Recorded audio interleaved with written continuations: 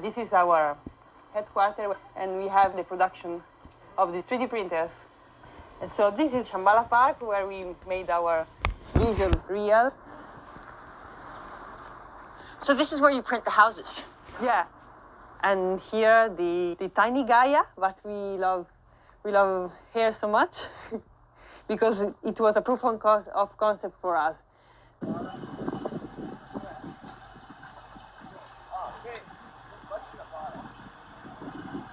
We started around 9 years ago at WASP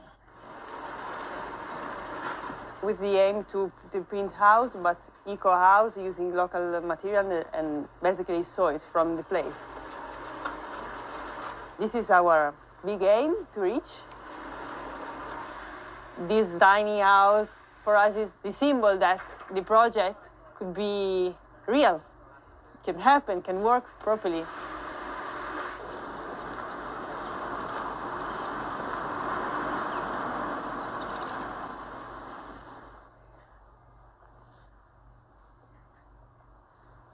So we take directly the earth by the place here. And so every time you have a house, 3D printed one, you have also a small lake.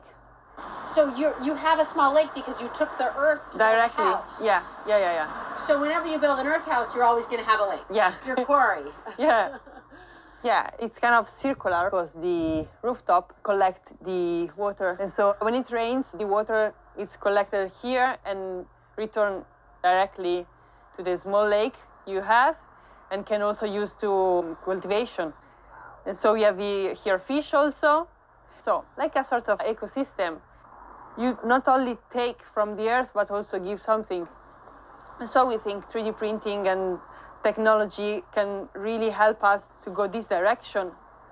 There's a rooftop because for clay house, traditionally, you have to cover and protect the wall because there's any treatment on the surfaces. So it's regular clay. It's untreated. Untreated, yeah. And also you need big booths. The boots. Boots, sorry. Hat and boots, as they say, right? Yeah. Because the same, we have to protect from the water. This is the way they traditionally create earth house. We just print it instead of use hands. Ta-da! Yeah, this is Gaia, the first proof of concept that. So it's made of what? What is we seeing in the walls here? This is a clay. It's a raw earth we took directly by the place because of the lake. We go to have like a traditional mix design for an earth house, but we create for being 3D printed. So we took directly the earth by the place. We put some fibers like straw or husk of rice, because we have a lot in Italy. It will change place by place, no? But the mix will be always the same. Clay, sand, fiber, like your natural fiber, straw, hemp, whatever you have around you, and insulation inside the wall. And also we take the layers natural for show people which technology made the house, but you can also cover and not see nothing about. And it's a really big wall, and so for insulation and for temperature inside. So we are trying to put together a way to construct, like a contemporary construction, but using natural material. And what about the structure? Why is it small and round? It's round because the printer we have was only one, and this was the maximum size we can reach, but we scale up fast. Okay, we have here, this machine was the biggest 3D printer in around 6 years ago. It's 12 meters tall. It was like a dream for a maker like us and for our group of research and followers too.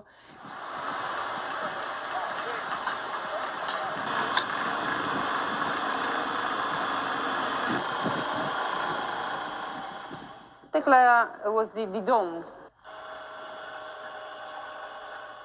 It's kind of symbol for 3D printing. It's remain a topic for 3D printing because you want to go on the place, print directly without any rooftop and without port and structure. Dome is not an easy thing with earth, so maybe with concrete is easier for sure. Because of the strength. Yeah, because of the collapsing or yeah, it's not easy. So we will need for sure time to investigate more and more on dome, but Tekla is a really good beginning for sure. Yeah.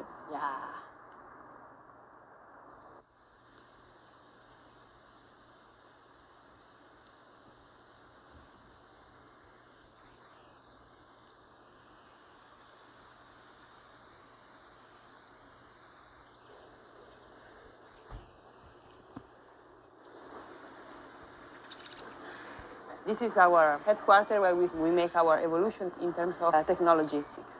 So we are on 3D printing in general, so we sell machines like this one.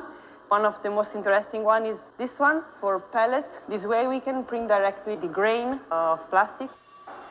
Yeah, the grain instead of the filament, we use directly the pellet. This is pellet. Yeah, that way we can open a new world of material to use and to print. And that's plastic? Yeah, it's plastic and could be also recycled plastic. Also rubber, like this one. It's 3D printed too. This is nylon carbon, really strong and super smooth. Also this is made by recycled plastic. So that would come from, you could just recycle, for example... Yeah, this is this material. For sure, you cannot put directly all recycled plastic. You have to add something new because the power of the plastic is not the same. But you can use a lot to recycle inside. So the surface is not perfect, but this is not the focus, no? And we have here ceramic. So all this was printed? Yeah, this is printed. This is porcelain. Why? Because we start to investigate natural material in order to scale up the process till the big machine you saw in the garden, because no one prints clay or earth. When we began this company, we started to investigate clay. Difficult to print with clay. In the beginning, yes.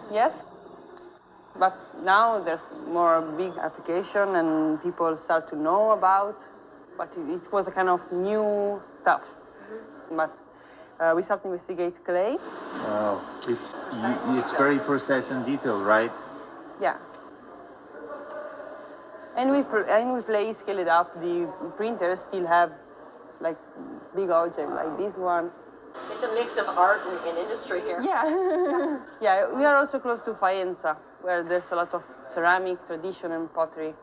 So I attended ceramic university. As probably since Roman times, you have a very strong tradition, and now you are taking on a different step on. Yeah. This is a new one we made with Honda, the motorcycle company. This is industrial clay. You can print and reprint for infinite time the material and smooth the surfaces. It's super cool. And then you go with a reverse engineering and take the surfaces on the computer and then work again on the design and print again. It's a kind of assistance for your design object to recreate the shapes of the motorcycle or a piece of car. And here, the section about architecture. We made Gaia, Tekla, that prove us the project could work properly. This is the crane mast. So we decide how many machines we have to use accordingly to the project we have to print. Yeah, you have to put obviously the pump here, and this is the robot that we use for printing Gaia, Tekla, all the same. So printing with earth? Yeah. Right now it's kind of a ready-to-use machine. But what we have to do is to investigate a lot on material. Because we work right now with the rice house. They provide us this material. It's a really stable one, but it's premixed. So our big objective is to go locally and use local soils. But we have to investigate more because it can change place by place. We usually ask locally to send us some earth to try to print here before going directly. So this would just come straight from the... This is from our garden, yeah. but also potential clients send us earth to try to print, or we investigate how the stringiness, how it works. Huh? Yeah. So we usually print a small object like this with the 3D printers for clay. Additional clay, we scale up till this pre-mixed this material or new material too. For example, this is geopolymers. No, because it's really interesting. Nobody investigates too much on this material. What are geopolymers? What? Let me ask to Massimo. Babbo! So it's an alkaline reaction, traditionally used also in the past. Cos'è questo? Queste sono ricerche su vari materiali. Stiamo cercando dei geopolimeri, è come si chiama, noi lo chiamiamo cemento verde. Poi il cemento si ottiene con una cottura a 1500 gradi, Sì. Quindi hai una grande emissione di CO2 proprio per il processo. Invece il geopolimero non è altro che trovare due componenti che si miscelano assieme, che creano una reazione naturale, è un po' il processo della pietra, solo che si ottiene miscelando terre particolari che vanno cercate. Da qui credo che avremo delle belle possibilità, innanzitutto perché ti permette di fare degli oggetti che hanno una caratteristica simile all'oggetto cotto. Questo per dire è una argilla che dopo viene cotta e non è un geopolimero, questa è cotta, a bassa temperatura ma è cotta. Questa invece è fredda, è reazione fredda, però questa ha tutti gli effetti anche più robusta di questa. Quindi The wall, so you can see the structural part, that is the blue one, the furniture part, that is the white one, and externally the orange and red one are the part that we use to create a natural ventilation in the outer part of the house. Our main work is about the infill of the wall. I think it's interesting because it's kind of really specific from our technology. Let's say the middle part of the wall is the thicker part, then skipping into the inside for this kind of niches for structure, and the cavities of course for insulation, and then outside the pattern has to be the hardest part of the wall for weather condition and so on. And you can also, for the future,